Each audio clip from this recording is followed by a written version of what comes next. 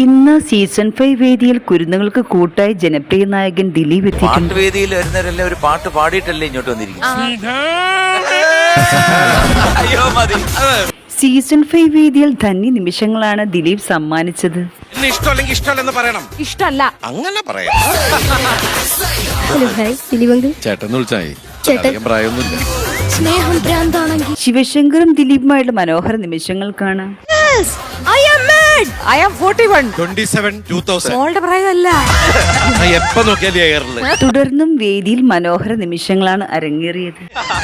നീയും കലക്കാണല്ലേ കളി. നല്ല വലിപ്പമുണ്ടല്ലേ പൂക്കുറ്റി.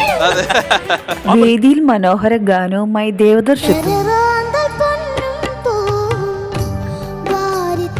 അണ്ണൻ ഒരു കൊച്ചു മിടുക്കൻ കലാകാരനാണ്. വേദിയിൽ താരത്തിന് ശബ്ദം ഇടറിയപ്പോൾ